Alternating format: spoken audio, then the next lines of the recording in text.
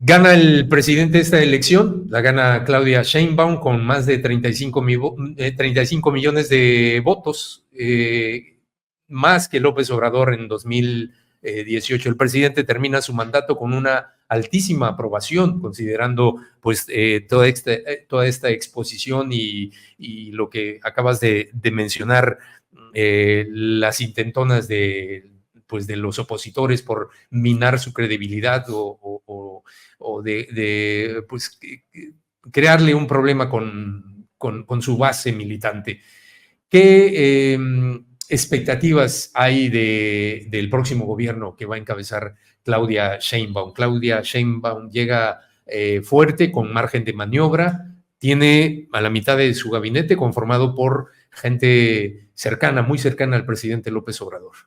Yo creo que ahí es la posibilidad, obviamente, como dice la propia Cuarta T, de hacer el segundo piso, pero con el estilo particular de Claudia Sheinbaum. Nosotros como mexicanos tenemos la sombra del maximato y de que Plutarco Elías Calles gobernaba a distancia, ¿no? Decían, el que gobierna vive en Chapultepec, pero que el que manda vive enfrente. Para Claudia Sheinbaum es un reto hacer su propia narrativa y eso constituye algo no sencillo, pero estamos hablando de la primera mujer después de 65 presidentes y después de 200 años de república que va a tomar el poder en un país que ha cambiado, en un país distinto, en un país que ha optado por la democracia, a diferencia de los otros 3 procesos que optó por una revolución armada, en donde nosotros tenemos la oportunidad de ubicar que por primera vez una científica está en el poder, pero como diría Max Weber, el político y el científico tienen que sumar fuerzas para hacer una estructura nueva. Y para mí es un gran reto que, si bien este país ha cambiado y las mujeres tienen mucho más presencia en el escenario público, recordemos que este país también es heredero de múltiples machismos, de Pedro Infante, de Luis Miguel y de Peso Pluma, como las metáforas de los machos que cantan, que toman alcohol, que son mujeriegos. Estamos en este país, como diría Juan Villoro, somos bien raros los mexicanos, pero ¿qué país no es raro? Lo importante desde mi punto de vista, Omar, es que a pesar de, como tú lo señalas muy bien, la mitad de su gabinete parece la continuación del proyecto de López Obrador, que ella tenga la capacidad para crear una narrativa, pero sobre todo políticas públicas distintas, en donde se note la mano de un gobierno mucho más eficiente, mucho más atendiendo elementos que son medio ambiguos, como por ejemplo la seguridad social, la educación, la relación de la ciencia y la toma de decisiones, para que esta cuarta T no se genere como en un bálsamo que no avanza ni se hunda, sino que dé la percepción de que no hay muchos cambios en la estructura de gobernar de Claudia Sheinbaum. Yo le daré un voto de confianza en el sentido de que es una mujer preparada, es alguien que viene de las luchas sociales, es una mujer que nunca ha militado en el PRI y que tiene que dialogar con las fuerzas opositoras, pero desde mi punto de vista, con los movimientos sociales. Tenemos que empezar a reestructurar un tejido social, Omar, que sigue fragmentado en este país y no es la culpa de López Obrador, sino de esta inercia y de esta desigualdad que llevamos arrastrando siglos, pero específicamente desde hace 30, 40 años. 40 años, ¿no? De una política social que nos impusieron por también mandato de los Estados Unidos, ¿no? Y de la banca mundial. La cuestión económica, ¿qué escenario le toca a Claudia Sheinbaum luego de estos casi 6 años del presidente López Obrador, donde pues se le señala, se le acusa de que utilizó todos los recursos disponibles y que ya no hay, dicen sus adversarios, que ya no hay de dónde tomar para continuar con pues una política como la que él ha desarrollado, una política, sobre todo la política social de dispersión de miles y miles de millones de pesos cada año a favor de las clases más necesitadas. Bueno, como lo vamos viendo en las propias declaraciones de Sheinbaum, el gasto social va a seguir existiendo. Una de las deudas de López Obrador, y que lo señalan los economistas, es que no impulsó una reforma fiscal. En Europa, los que más dinero tienen, los multimillonarios, son los que más impuestos pagan.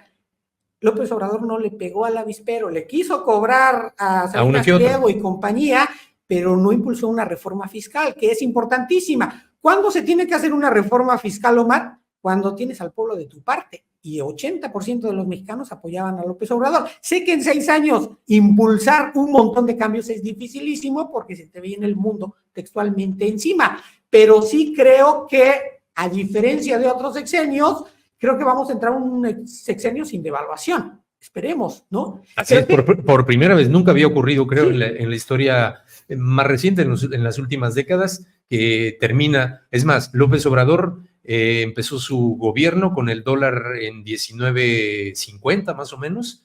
Hoy lo está entregando en una cifra mucho menor, ¿no? Algo Claro, que no había sucedido. O sea, tenemos un superpeso, no podemos cerrar los ojos si eres la oposición y decir, no, pues es que todo está mal, para nada, ¿no? Los factores internacionales, pero también el gasto público que generó que la inflación estuviera por abajo del crecimiento del salario mínimo, son herencias que Claudia Sheinbaum va a conservar porque tiene a la gente del Banco de México, al secretario de Hacienda de López Obrador, y que han fluctuado entre las crisis que está presentándose a nivel global y nuestras problemáticas, porque no olvidemos que el sexenio de López Obrador estuvo con 2 años de pandemia, lo cual no es nada sencillo ni para México, para el mundo, pero él manejó en ese sentido la deuda muy bien, de ahí que otros modelos le han estado copiando la forma en que enfrentó ese gasto público. Sin embargo, creo que para los millones de jóvenes que hoy están integrándose al mercado laboral, necesitamos una presidencia que cree buenos y bien pagados empleos para nuestros jóvenes. De lo contrario, esa generación va a ser como la nuestra, se va a perder otra vez, Omar. Y por último, doctor Meneses, sé que no eres especialista en relaciones internacionales, pero tienes a muchos colegas tuyos que sí lo son. López Obrador como que se enclaustró, salió muy pocas veces, creo que los únicos viajes internacionales que hizo fue a los Estados Unidos. ¿A dónde más fue? Creo que alguna vez ¿a dónde? A Cuba. A Cuba. Bueno, contadísimos los viajes, a diferencia de su antecesor, Enrique Peña Nieto, que se paseó por todo el mundo. ¿Claudia Sheinbaum va a marcar una diferencia en ese sentido? ¿Está Claudia Sheinbaum encaminada, por ejemplo, a convertirse en una lideresa a nivel de Latinoamérica, por ejemplo? Bueno, yo creo que, por ejemplo, siguiendo las propias pistas de López Obrador, que dice que la mejor política exterior es la política interior, y Enrique Krause le decía que era como un ranchero de Tabasco porque no salía y que no tenía pasaporte en el 2006, creo que Claudia Sheinbaum tiene una perspectiva distinta en términos, para empezar, que habla inglés, que eso no es importante para comunicarnos en el mundo, pero hay una señal distinta en lo relacionado a que no va a utilizar las grandes fiestas rituales de irte a Europa y a rozar con las jerarquías de Inglaterra o con los reyes españoles, como ya lo estamos viendo, pero creo que sí, ella podría encabezar un movimiento de mujeres políticas que en América Latina no tienen tanta presencia, excepto en Centroamérica, pero que si gana en Estados Unidos Kamala,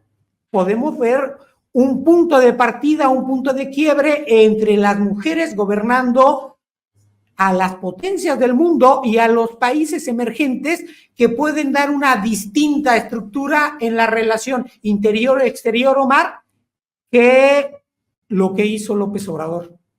Doctor Meneses, te agradezco mucho que hayas venido aquí al estudio y ojalá podamos con mayor frecuencia tener estas charlas aquí en cabina. Un gusto, Omar, estar contigo y ojalá y me invites cuando ganen los Pumas un campeonato. Gracias. Gracias. Gracias.